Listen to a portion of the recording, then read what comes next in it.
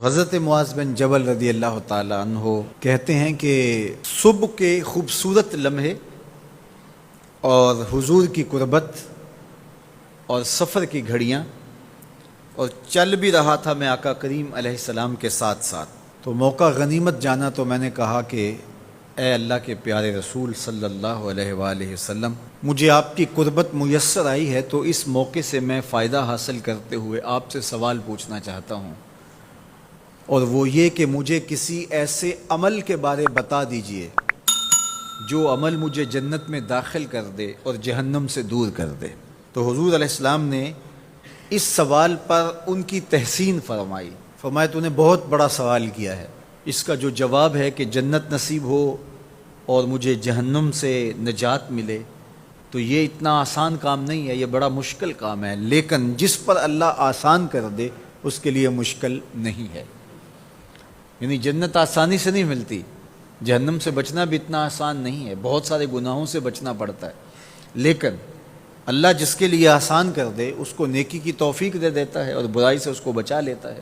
اگر تو چاہے کہ جنت میں جائے اور جہنم سے نجات ملے تو تمہیں اللہ پر ایمان بھی لانا پڑے گا، اور ایسا ایمان جس میں شرک کی آمیزش تک نہ ہو، اسی کی عبادت تیری زندگی کا مقصود ہو، اور نماز بھی ادا کرنا ہوگی، زکوٰۃ بھی دینا ہوگی، روزے بھی رکھنے پڑیں گے، اور تجھے حج بھی کرنا پڑے گا۔ جنت میں داخلے کے لیے یہ شرائط ہیں کہ تم یہ کام کرو گے۔ پھر ارشاد فرمایا میں تمہیں بھلائی کے دروازے ہی نہ بتا دوں۔ ارشاد فرمایا الصوم جنہ، روزہ ڈھال ہے۔ ڈھال آپ سمجھتے ہیں، اگر آپ لوگوں نے ڈھال نہیں دیکھی ہوئی تو آج کے زمانے کے اندر تو سب لوگوں نے جو ہے وہ ڈھال دیکھ لی ہے، چونکہ اس وقت ترکی نے اس طرح سے اپنے کلچر کو اور اپنی تہذیب کو جدید ذرائع ابلاغ کے ذریعے لوگوں تک پہنچایا ہے کہ اب 800-700 سالہ پرانی چیزیں بھی ہمارے سامنے آ گئی ہیں، ورنہ ہم یہ باتیں کیا کرتے تھے تو لوگ ان باتوں کو سمجھا نہیں کرتے تھے، چونکہ اس کا کوئی نمونہ اور شکل موجود نہیں تھی۔ جب دشمن تیر پھینکے تو تیر سے بچنے کے لیے وہ لوہے کا پتلا جو آگے کر دیا جاتا ہے، جو تیر کو اپنے اوپر روک لیتا ہے، اس کو عربی میں جنہ اور اردو میں ڈھال کہا جاتا ہے۔ تو آقا کریم نے فرمایا روزہ ڈھال ہے، تو گویا جہنم کی آگ سے بچانے کے لیے جو ہے وہ روزہ کام دے گا۔ وَالصَّدْقَةُ تُطْفِئُ الْخَطِیَّةَ، یہ گناہوں کو مٹا ڈالتا ہے، جس طرح کہ آگ کو پانی بجھا ڈالتا ہے، تو اس طرح جب صدقہ دیا جاتا ہے تو جو گناہ ہوتے ہیں وہ ایسے مٹتے ہیں کہ لگتا ہے یہاں گناہ تھے ہی نہیں۔ آگے ارشاد فرمایا رات کے پیٹ میں نماز ادا کرنا، یعنی تہجد کی نماز ادا کرنا۔ پھر حضور علیہ الصلوۃ والسلام نے یہ آیت پڑھی تتجافی جنوبہم عن المضاجع، ان کی کروٹیں بستروں سے الگ رہتی ہیں، خوف اور طمع میں وہ اللہ کو پکارتے ہیں اور وہ رات کو جاگتے ہیں، ان کی کروٹیں بستروں سے الگ رہتی ہیں، حتی بالغ یعملون، یہ آیت پڑھتے ہوئے آخر تک حضور نے تلاوت فرمائی۔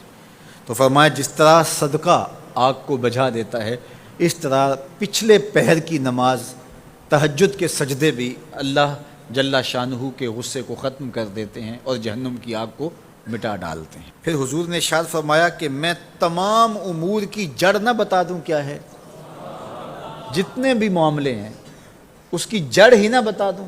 میں نے جھولی پھیلا کے کہا حضور کیوں نہیں، خیرات ڈالی ہے، تو حضور نے ارشاد فرمایا راس الامر الاسلام، سارے امور کی جڑ اور بنیاد، سر اسلام ہے۔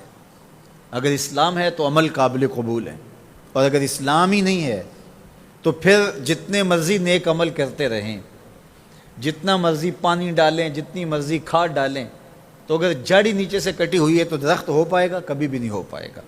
تو کہا جڑ اسلام ہے، اس لیے عقیدے کی صحت عمل کی قبولیت کی ضمانت ہے۔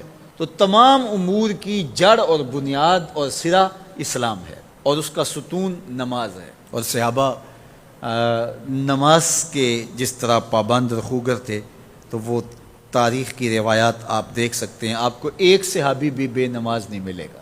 وَذِرْوَةُ صَنَامِهِ الْجِهَاد، اور کوہان کی بلندی، چوٹی اسلام کی، وہ جہاد ہے۔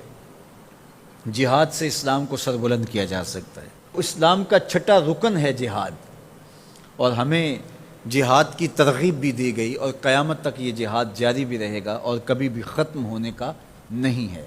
ہاں اس کے اصول و ضوابط ہمیں دیے گئے، جہاد کے نام سے فساد فی الارض نہ کیا جائے، لیکن جہاد کا انکار اسلام کا انکار ہے۔ یہ اسلام کی چوٹی ہے، ذروۃ و سنام کہا گیا، یہ کوہان کی بلندی ہے۔ تو حضور علیہ السلام نے آخر میں فرمایا کہ میں تمہیں سارے معاملات کی جڑ ہی نہ بتا دوں، خلاصہ ہی نہ بیان کر دوں؟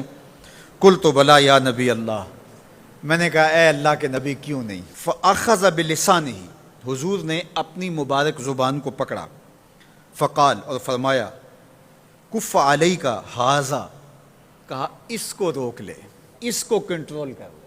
تو کہتے ہیں میں نے کہا اے اللہ کے پیارے محبوب صلی اللہ علیہ وسلم، جو ہم باتیں کرتے ہیں اس سے بھی مواخذہ ہوگا؟ یعنی عمل پر تو پکڑ ہوگی، لیکن جو ہم زبان سے بات نکال دیتے ہیں تو کیا اس بات پر بھی مواخذہ ہوگا؟ تو حضور علیہ السلام نے ارشاد فرمایا کہ لوگ منہوں کے بل یا ٹھوڑیوں کے بل جہنم میں ڈالے جائیں گے، یہ ان کے بولے ہوئے بولوں کی وجہ سے ہوگا، ان کی زبان کی کمائی کی وجہ سے ہوگا۔